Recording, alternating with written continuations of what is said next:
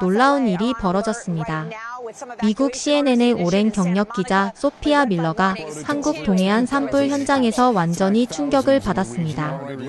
세계 뉴스들은 이 큰 재난 속에서 드러난 한국의 뛰어난 대처 방식에 큰 관심을 보이고 있습니다. 처음에는 의심의 눈으로 바라봤던 미국 기자들이 한국 사회의 단결력과 질서에 크게 감동받았다고 합니다. 더욱 놀라운 것은 미국의 재난 전문가들까지 우리가 한국에서 배울 점이 많다며 놀라운 말을 쏟아내고 있다는 점입니다. 불과 50년 전만 해도 다른 나라의 도움을 받던 한국이 어떻게 이렇게 훌륭한 위기 대처법을 가지게 되었을까요? 한국인들만의 특별한 힘은 무엇이었으며 이것이 세계의 재난 대응의 새로운 본보기가 되고 있다는데 과연 현장에서는 어떤 일이 있었던 걸까요? 안녕하세요. 저는 CNN 국제부 기자 소피아 밀러입니다. 15년 경력의 베테랑 기자죠. 이라크 전쟁, 아프리카 내전, 남미 쿠데타까지 세계 곳곳의 위기 현장을 누벼왔습니다. 저는 항상 진실을 찾아내는 일에 자부심을 가지고 있었어요. 객관적인 시각으로 현장의 목소리를 전하는 것, 그것이 제 사명이라고 생각해왔죠. 사람들은 종종 제게 묻습니다. 소피아, 그렇게 위험한 곳에서 취재하는 게 두렵지 않나요? 물론 두렵죠. 하지만 진실을 알리는 일이 그 두려움보다 더 중요하다고 믿어왔습니다. 특히 재난 현장 취재는 제 전문 분야였어요. 허리케인 카트리나, IT 지진, 캘리포니아 산불까지. 재난 속에서 인간의 모습을 담아내는 일이 제 특기였죠. 그날도 저는 평소처럼 컴퓨터 앞에 앉아 다음 취재 일정을 확인하던 중이었습니다. 뉴욕의 높은 빌딩 사이로 밝은 햇살이 사무실을 비추고 있었죠. CNN 뉴스룸은 항상 그렇듯 분주했습니다. 기자들은 각자의 기사에 집중하고 편집자들은 마감 시간에 쫓겨 부산하게 움직이고 있었어요. 커피 향이 사무실에 가득했고 이런 분위기가 저는 늘 좋았습니다. 이곳이 제 삶의 중심이었으니까요. 그때 갑자기 편집장 로버트가 창백한 얼굴로 서둘러 뉴스룸에 들어섰습니다. 그의 눈빛만 봐도 알 수 있었어요. 또 어딘가에서 큰 사건이 터졌다는 신호였습니다. 로버트는 15년째 함께 일하는 동료였고 그의 표정만 봐도 상황의 심각성을 직감할 수 있었죠. 지금 한국에서 대형 산불이 발생했어. 빠르게 확산 중이래. 벌써 수천 헥타르가 불에 타고 수백 명이 대피했다고 해. 로버트의 말이 떨어지기도 전에 뉴스룸은 순식간에 긴장감으로 가득 찼습니다. 모든 모니터에는 한국 산불 관련 속보가 올라오기 시작했고 불길이 타오르는 사이로 허둥지둥 대피하는 주민들, 밤하늘을 뒤덮은 검은 연기 영상이 계속해서 흘러나왔습니다. 한국의 강원도 동해안 지역을 따라 산불이 빠르게 번지고 있다는 보도였습니다. 건조한 바람 때문에 불길이 예상보다 빠르게 확산되고 있었죠. 산불 피해 대응이라면 우리가 익숙한 이슈인데 한국은 다를까? 누군가의 말에 모두 고개를 끄덕였습니다. 그도 그럴 것이 미국에서는 매년 대형 산불을 경험합니다. 캘리포니아, 오레곤, 콜로라도. 산불 취재는 저희에게 너무나 익숙한 일이었죠. 특히 저는 지난 5년간 매년 여름 서부 지역의 산불 현장을 취재해왔습니다. 혼란, 분노, 절망. 그리고 때로는 정부 대응에 대한 비판까지 미국의 산불 현장에서 반복되는 모습들이었죠. 자원 부족, 대응 지연, 주민들의 불만. 예상 가능한 시나리오였습니다. 하지만 한국에서 발생한 이런 대형 산불은 처음 접하는 소식이었습니다. 로버트가 갑자기 제 이름을 불렀습니다. 소피아, 너 지금 당장 한국으로 가야겠어. 네가 재난 전문가니까. 지금 상황이 어떤지, 어떻게 대응하고 있는지 직접 보고 와. 순간 숨이 막히는 느낌이었습니다. 지금까지 아시아 지역 취재는 주로 정치나 경제 관련이었지, 재난 현장은 처음이었거든요. 뭔가 다른 느낌이었습니다. 아시아, 특히 한국은 저에게 여전히 낯선 땅이었어요. 머릿속이 복잡해지는 순간 로버트가 다시 말을 이었습니다. 이번엔 우리가 한국을 돕는 쪽이겠지만 오히려 그들의 반응을 주목해보자. 어떻게 위기에 대응하는지, 사회적 결속력은 어떤지. 세계적 위상이 높아진 한국의 진짜 모습을 볼 수 있는 기회야. 이건 단순한 재난 보도가 아니야, 소피아. 한국이 지난 50년간 어떻게 변화했는지 보여줄 수 있는 특별한 기회라고. 굉장히 흥미로운 스토리가 될 거야. 로버트의 말에 고개를 끄덕이며 자리에서 일어났습니다. 며칠치 옷가지와 노트북, 카메라 장비를 챙기는 동안 머릿속은 온통 한국에 대한 생각으로 가득 찼어요. 한국을 방문한 적은 있지만 그건 서울의 화려한 강남 지역과 관광지 위주였죠. 재난 현장에서의 한국은 어떤 모습일까? 미국처럼 혼란스러울까 아니면 다른 모습일까? K-팝, 첨단 기술, 세련된 도시 이미지 뒤에 숨겨진 한국의 민낯을 볼 수 있을까? 호텔로 돌아가 짐을 꾸리면서도 이런 생각들이 머릿속을 맴돌았습니다. 출발 2시간 전 로버트가 동행자를 소개했습니다. 아시아 전문 기자 제임스 리드였죠. 평소 아시아 국가, 특히 한국에 대해 비판적인 시각을 가진 것으로 유명한 사람이었습니다. 제임스는 한국을 표면적인 성공만 쫓는 아류 서구 사회라고 평가하던 사람이었어요. 그의 기사는 항상 날카롭고 때로는 직설적이었죠. 아시아의 모순이라는 그의 칼럼은 아시아 국가들의 겉과 속이 다르다는 내용으로 논란이 되기도 했습니다. 제임스는 저를 보자마자 비웃듯 말했습니다. 재난 상황에서 본색이 드러난다고들 하지. 드디어 한국에 가려진 진실을 확인해볼 좋은 기회야. 우리가 보던 반짝이는 K-팝과 화려한 서울의 이면을 볼 수 있겠어. 그 완벽한 이미지 뒤에 숨겨진 혼란을 보게 될 거야. 겉으로는 첨단 기술을 자랑하지만 실제 위기 대응은 어떨지 궁금하지 않아. 제임스의 냉소적인 태도에 불편함을 느꼈지만 반박하지 않았습니다. 사실 저도 궁금했으니까요. 대한민국이라는 나라가 위기 상황에서 어떤 모습을 보여줄지. 하지만 제임스처럼 선입견을 가지고 가는 것은 기자로서 옳지 않다는 생각도 들었습니다. 비행기에 오르면서 노트북을 열고 한국의 산불 관련 자료들을 검토했습니다. 강릉, 동해 지역의 지리적 특성, 과거 산불 대응 사례, 최근 강원도 지역의 기상 상황까지. 제임스는 옆자리에서 한국에 대한 비판적인 기사들을 읽고 있었어요. 하지만 자료보다 더 마음에 걸린 건 한국에 대한 선입견이었습니다. 과연 선진국처럼 대응할 수 있을까라는 시선을 가진 저와 제임스가 과연 공정한 취재를 할 수 있을까 하는 의문이 들었습니다. 14시간의 긴 비행 후 인천공항에 도착했어요. 하늘은 이미 밝아오고 있었죠.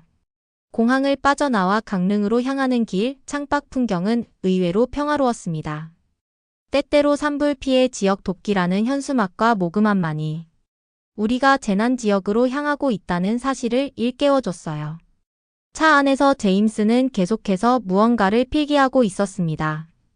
그의 눈은 마치 부정적인 면을 찾아내려는 듯 도로 주변을 날카롭게 훑고 있었죠. 운전석에서 이민준 가이드가 백미러로 제임스를 보며 부드럽게 말했어요. 그렇게 열심히 찾으셔도 안 보일 겁니다. 우리 한국인들은 위기 상황에서 더 똘똘 뭉치거든요. 제임스는 비웃음을 지으며 대꾸했습니다.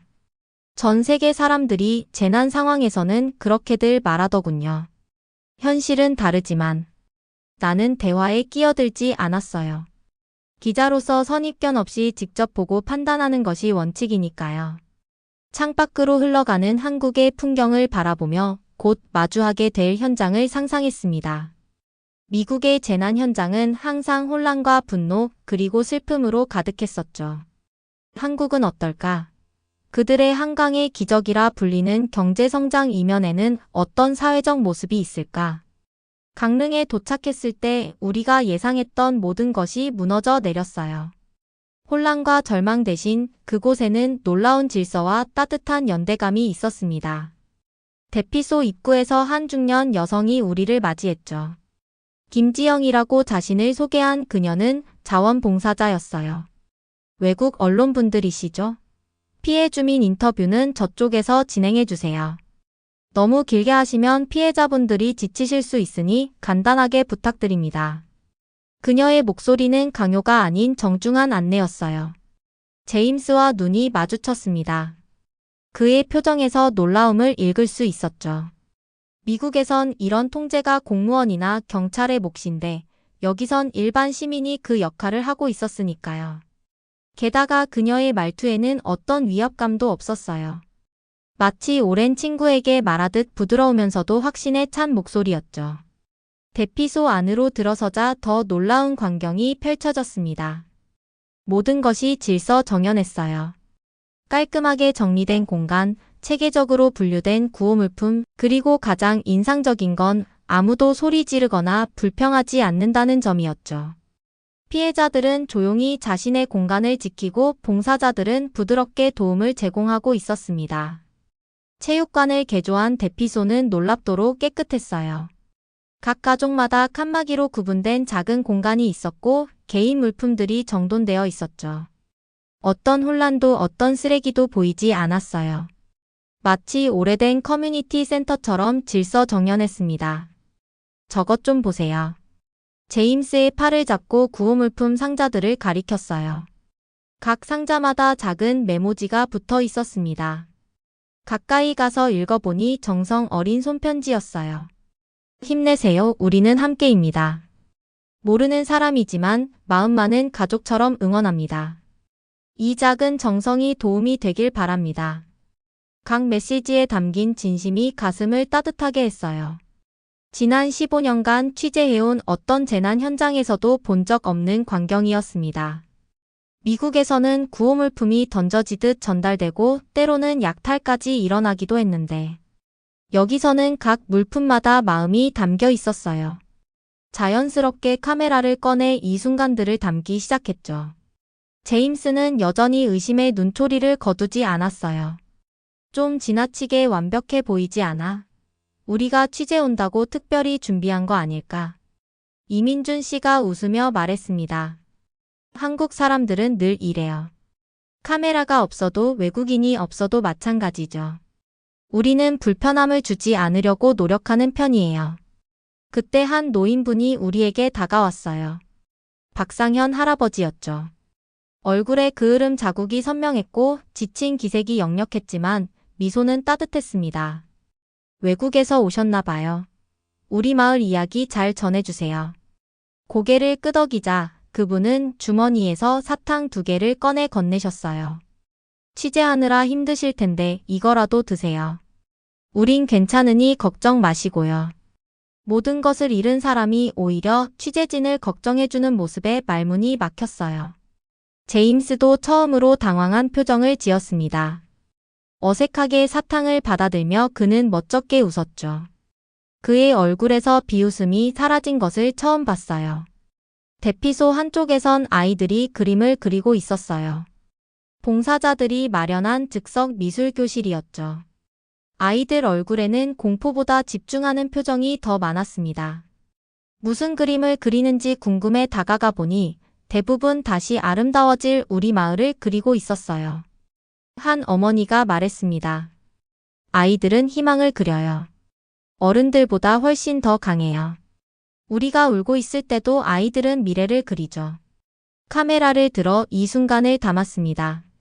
산불로 모든 것을 잃었지만 이들 사이에서는 희망과 연대의 기운이 느껴졌어요. 혼란이 아닌 이상한 평온함, 절망이 아닌 묘한 희망이 존재했죠. 대피소 곳곳에서 자원봉사자들은 완벽한 팀워크를 보여주고 있었어요.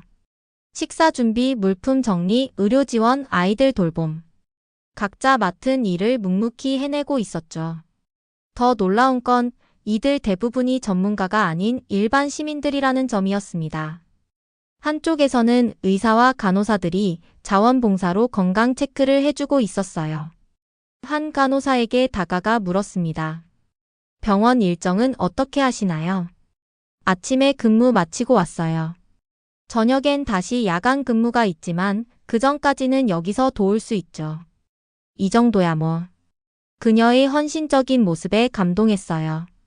아무렇지 않게 말했지만 그녀는 자신의 휴식 시간을 모두 봉사에 쏟고 있었던 거죠. 어떻게 이렇게 조직적으로 움직일 수 있는 거죠? 김지영 씨에게 물었어요. 별거 아니에요. 우리는 그냥 서로 돕는 게 익숙해요. 누가 시키지 않아도 각자가 필요한 일을 찾아서 하는 거죠. 산불 소식이 전해지자마자 자원봉사자가 너무 많이 몰려서 오히려 조정하는 게 더 힘들 정도였어요. 어떤 분들은 휴가까지 내고 오셨다니까요. 그녀의 말은 내가 지금까지 경험한 재난 현장과는 너무 달랐어요. 미국에서는 자원봉사자를 모집하는 것 자체가 어려웠고 참여하더라도 혼란스러운 경우가 많았거든요. 여기선 오히려 너무 많은 도움의 손길을 조율하는 게 문제라니 정말 놀라웠습니다. 제임스는 여전히 냉소적인 표정이었지만 그의 눈빛이 조금씩 변하고 있었어요. 이제 그는 문제를 찾기보다는 진심으로 관찰하고 있는 듯했습니다. 그의 노트에는 부정적인 내용 대신 한국 자원봉사자들의 헌신에 관한 메모가 보였어요. 해가 지기 시작할 무렵 우리는 다음 마을로 이동했어요. 차 안에서 제임스는 평소와 달리 침묵했습니다. 오늘 찍은 사진들을 정리하며 생각에 잠겼어요. 이곳에서 우리가 목격한 건 단순한 재난 대응이 아니었습니다. 이것은 한국 사회의 깊은 내면, 그들이 말하는 공동체 정신의 실체였죠. 창밖으로는 여전히 산불의 붉은 기운이 보였지만 그 속에서도 한국은 무너지지 않고 있었어요. 오히려 더 강해지고 있었죠. 문득 생각했습니다. 미국이었다면 이런 상황에서 어땠을까? 우리도 이렇게 질서 있게 대응할 수 있었을까? 그리고 처음으로 인정했어요. 한국에 대한 나의 선입견이 완전히 잘못되었다는 것을요. 다음 날 아침 CNN 본사에서 화상회의가 있었어요. 편집장 로버트는 현장 보고를 들은 후 특별한 요청을 했습니다. 소피아, 한국이 받는 해외 지원 상황도 취재해봐. 특히 한국계 미국인들의 반응이 궁금해. 이게 단순한 재난 이야기가 아니라 더 큰 스토리가 될 수 있을 것 같아. 로버트의 요청은 새로운 관점을 제시했어요. 그동안 재난 현장의 모습만 봤지만 이제 한국이 세계와 어떻게 연결되어 있는지 알아볼 기회였습니다. 화상회의를 마치고 호텔 로비에서 아침 식사를 하며 CNN 아카이브를 뒤져 과거 한국 관련 자료들을 찾아보기 시작했죠. 1950년대 한국 전쟁, 1960, 70년대 빈곤 시절, 그리고 88 올림픽을 기점으로 달라지기 시작한 한국의 모습까지. 모니터에 펼쳐진 자료들은 충격적이었어요. 불과 반세기 전만 해도 한국은 세계 각국의 원조를 받던 나라였습니다. 홍수, 가뭄, 기근 등 재난이 있을 때마다 미국을 비롯한 국제사회가 한국을 돕던 시절이 있었죠. 시대가 참 바뀌었네요. 제임스에게 말했어요. 그도 호텔 로비에서 함께 자료를 검토하고 있었습니다. 이제는 한국이 세계 곳곳에 원조를 보내는 나라가 됐으니까요. 제임스는 여전히 날카로운 시선을 거두지 않았습니다. 그저 겉모습만 흉내내고 있는 거겠지. 선진국처럼 보이려는 제스처일 뿐이야. 반박하려던 찰나 휴대폰이 울렸어요. 서울주재 특파원 마크 윌슨이었습니다. 그는 재미 한인들이 대규모 후원을 진행 중이라는 소식을 전했어요. 당장 서울로 올라와 취재할 것을 권했죠. 서울로 향하는 KTX 안에서 노트북을 펼쳐 재미 한인 사회 소식을 찾아봤습니다. 놀랍게도 로스앤젤레스, 뉴욕, 시카고 등 미국 전역의 한인 커뮤니티에서 대규모 모금 활동이 진행 중이었어요. 심지어 2세, 3세 한인들까지 적극적으로 참여하고 있었습니다. 이번 주 동해안 산불 피해자를 위한 후원금이 이미 300만 달러를 넘어섰습니다. 한인 커뮤니티는 물론 미국 현지인들의 참여도 이어지고 있습니다. LA 한인 방송의 뉴스 기사를 읽으며 가슴이 뭉클해졌어요. 2세, 3세 한인 청년들의 인터뷰 내용은 더욱 감동적이었습니다. 할머니, 할아버지 세대가 미국에 와서 정착할 수 있었던 건 한국 전쟁 후 국제사회의 도움이 있었기 때문이라고 배웠어요. 이제 우리가 당신들을 지켜줄 차례입니다.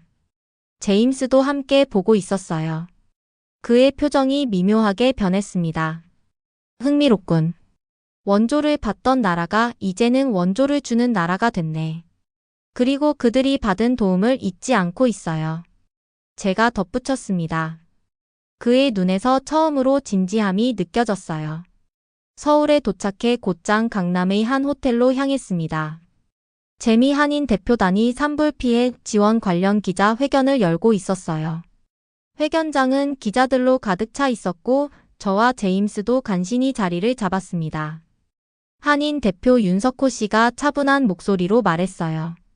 우리는 이미 300만 달러의 후원금을 모았습니다. 이것은 금액의 문제가 아닙니다. 우리 부모님 세대가 받았던 사랑을 돌려드리는 마음입니다. 윤 대표의 옆에는 30대로 보이는 젊은 여성이 앉아 있었습니다. 그녀는 영어로 자신을 소개했어요. 시카고에서 태어나 자란 2세 한국계 미국인 변호사 에밀리 강이라고 했죠. 저는 한국어를 잘 못합니다. 하지만 부모님으로부터 한국의 정신, 정의라는 것을 배웠어요. 여러분이 보내주신 후원금에는 단순한 돈 이상의 의미가 담겨 있습니다. 그것은 바로 우리는 당신들을 잊지 않았다는 메시지입니다. 그녀의 말에 회견장이 잠시 조용해졌어요. 서둘러 이 순간을 카메라에 담았습니다. 한국계 미국인 2세가 모국을 향해 보내는 진심 어린 연대의 메시지. 이것은 단순한 국제 원조 이상의 의미를 담고 있었죠. 회견이 끝나고 윤석호 대표에게 다가가 추가 인터뷰를 요청했어요. 그는 흔쾌히 수락했습니다. 미국에 사는 한국인들에게 이번 산불은 어떤 의미인가요? 그는 잠시 생각하더니 깊은 한숨을 내쉬었습니다. 1950년대 한국 전쟁 직후 미국은 우리에게 희망이었습니다. 불과 70년 만에 한국은 세계 10위권 경제대국이 되었죠. 하지만 물질적 성공보다 중요한 건 우리가 받은 도움을 잊지 않는 마음입니다. 이번 산불 피해는 안타깝지만 한국계 미국인들이 자신의 뿌리를 잊지 않았다는 것을 보여주는 기회이기도 합니다. 그의 말에 깊이 공감했어요. 역사적 관점에서 보면 한국은 원조를 받던 나라에서 이제는 원조를 주는 나라로 완전히 바뀌었습니다. 더 놀라운 건 그 과정에서 과거의 도움을 잊지 않고 감사함을 간직하고 있다는 점이었어요. 제임스는 여전히 약간의 냉소적인 미소를 띠고 있었지만 그 강도가 현저히 약해졌습니다. 감성파리처럼 들릴 수도 있겠지만 어쨌든 인상적이야. 감성파리가 아니에요, 제임스. 이건 그들의 진짜 모습이에요. 우리가 처음 기대했던 것과는 전혀 달라요. 호텔을 나오면서 CNN 본사의 속보를 전송했습니다. 과거 도움을 받던 나라에서 이제는 성숙하게 도움을 주고받는 나라로. 한국의 산불 대응과 재미 한인사회연대. 그렇게 다시 강원도로 향하는 길, 우리는 산불 피해가 가장 심각했던 동해시 인근 마을을 찾았어요. 도착하자마자 눈에 들어온 건 길가에 늘어선 밥차들이었습니다. 자원봉사자들이 피해 주민들과 구호 인력을 위해 따뜻한 식사를 준비하고 있었죠. 저기 좀 봐요, 제임스. 특히 나이 지긋한 어르신들이 앞치마를 두르고 음식을 나눠주는 모습을 가리켰어요. 가까이 다가가 보니 70는 넘어 보이는 할머니들이 김치찌개와 된장찌개를 끓이고 있었습니다. 그분들의 손길은 분주했지만 얼굴에는 미소가 가득했어요. 이민준 씨에게 통역을 부탁했습니다. 할머니, 여쭤봐도 될까요? 왜 이렇게 먼 곳까지 오셔서 자원봉사를 하세요? 이숙자 할머니는 주걱을 잠시 내려놓고 저를 바라보았어요. 그리고는 간단히 대답하셨습니다. 우리도 힘들 때 이웃의 도움 받았지. 이제 우리가 도울 차례야. 이민준 씨가 통역해 주자 제임스는 놀란 표정이었어요. 그는 곧바로 질문했습니다. 어디서 오셨나요? 이분들 피해자가 아닌가요? 통역을 듣자 할머니는 웃으셨어요. 서울에서 오셨대요. 그것도 자식들 몰래 친구들과 함께 기차를 타고 왔다고 하네요. 나이 먹으면 뭐해, 쓸모가 있어야지라고 하시네요. 그 말을 듣자 가슴 한켠이 뜨거워졌어요. 한국의 노인 문제가 심각하다는 기사는 많이 봤지만 이런 활기찬 노년의 모습은 처음이었습니다. 조금 더 걸어가자 또 다른 특별한 광경이 눈에 들어왔어요. 피해 지역 인근 주민들이 손수 싼 도시락을 들고 온 것이었습니다. 그들 역시 피해자는 아니었지만 이웃이 어려움에 처한 것을 알고 각자 집에서 정성껏 음식을 준비해 온 것이었어요. 최동훈이라는 중년 남성이 커다란 김밥통을 들고 와서는 소방관들에게 나눠주고 있었습니다. 그에게 다가갔어요. 여기 사시는 분인가요? 네, 저는 인근 마을에 삽니다. 우리 마을은 다행히 불을 피했어요. 그래서 조금이라도 돕고 싶어서요. 제임스가 의아한 표정으로 물었습니다. 정부나 구호단체가 아니라 개인이 이렇게 하는 건가요? 최동훈 씨는 고개를 끄덕였어요. 물론 정부도 열심히 하고 있지만 우리가 할 수 있는 일도 있잖아요. 이웃이니까요. 그 순간 놀라운 광경을 목격했어요. 피해를 입은 주민들이 오히려 구호 인력들에게 음료수를 나눠주고 있었습니다. 이건 제가 지금까지 본 어떤 재난 현장과도 다르네요. 이민준 씨에게 말했어요.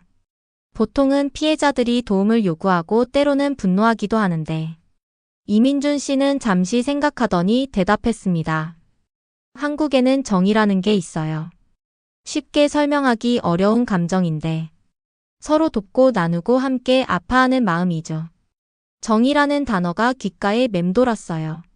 이건 단순한 동정심이나 연민이 아니었습니다. 더 깊고 더 본능적인 무언가였죠. 의미를 더 알고 싶어졌어요. 임시 대피소로 사용되는 체육관 안으로 들어갔습니다. 그곳에서는 어린이들을 위한 임시 학교가 운영되고 있었어요. 교사들은 자원봉사로 온 대학생들이었고 아이들이 공부하는 동안 부모들은 잠시 휴식을 취하거나 재건 작업에 참여할 수 있었죠. 한 자원봉사 대학생 한수빈에게 다가가 물었어요. 정이 무엇인지 설명해 주실 수 있을까요? 그녀는 잠시 고민하더니 미소를 지었습니다. 외국인들에게 설명하기 가장 어려운 단어 중 하나예요. 굳이 말하자면 상대방을 나의 일부처럼 여기는 마음. 가족이 아니어도 가족처럼 느끼는 감정이라고 할까요? 제임스가 끼어들었어요. 그런 건 어느 나라에나 있지 않나요? 공동체 의식이라고 할까? 한수빈 씨는 고개를 살짝 흔들었습니다. 비슷하지만 조금 달라요. 정은 오랜 시간 함께하면서 생기는 끈끈함이에요. 한국은 오랫동안 어려움을 함께 겪어왔고 그 과정에서 다른 사람의 아픔을 내 아픔처럼 느끼는 법을 배웠어요. 그녀의 말을 녹음하며 깊이 공감했어요. 이 정이라는 감정이 지금 이곳에서 펼쳐지는 모든 현상을 설명해 주고 있었습니다. 개인의 아픔이 공동체의 아픔이 되고 낯선 이들끼리 서로를 가족처럼 여기는 문화. 이것이 바로 한국의 재난 대응이 미국과 근본적으로 다른 이유였어요. 체육관 밖으로 나오자 박상현 할아버지가 화상 입은 손으로 조심스럽게 초콜릿을 건네주셨습니다. 외국에서 온 기자님들 고생이 많지요.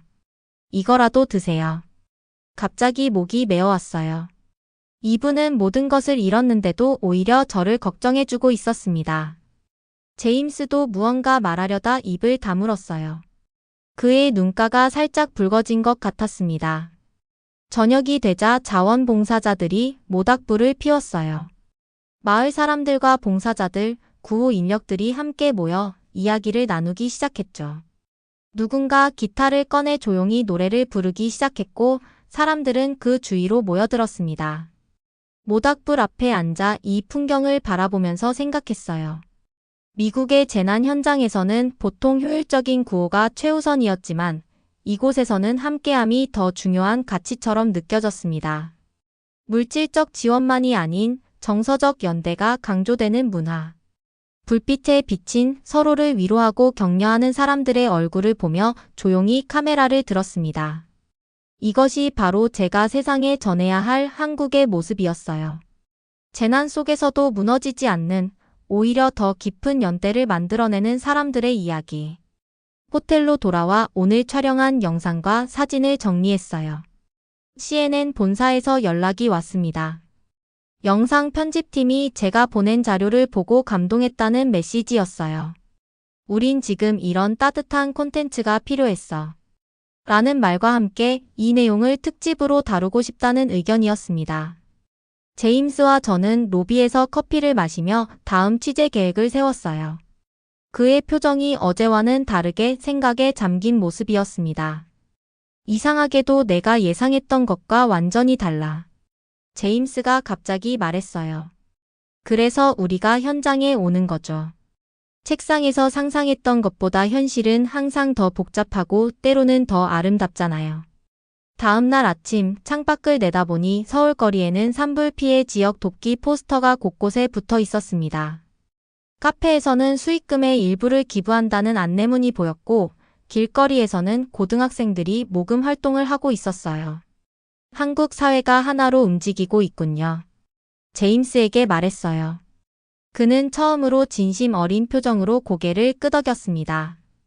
산불 취재를 시작한 지 일주일, 제임스는 제게 놀라운 제안을 했어요. 우리가 틀렸다는 걸 인정하는 특별 기사를 쓰고 싶어. 어떻게 생각해? 그의 말에 놀랐어요. 아시아 취재 베테랑으로 항상 자신만만하던 제임스인데 이런 고백은 예상치 못했죠. 한국은 선진국이 되기 위해 가짜로 행동하는 나라가 아니야. 제임스가 진지한 표정으로 말했어요. 그들은 이미 내면이 성숙한 사회였다. 내가 그동안 겉모습만 보고 판단했던 거지. 제임스의 말은 계속되었습니다. 한국은 보여주기보다 기억을 중시하는 나라더라. 그들은 과거에 받은 도움을 잊지 않고 이제는 그것을 돌려주고 있어. 내가 완전히 잘못 봤어. 경험 많은 기자도 현장에서 진실을 마주하면 생각이 바뀔 수 있다는 것을 보여주는 순간이었어요. 앞으로도 여러분과 함께할 더 많은 이야기들이 준비되어 있습니다. 좋아요와 구독은 영상 제작에 정말 큰 힘이 됩니다. 오늘도 함께해 주셔서 감사합니다.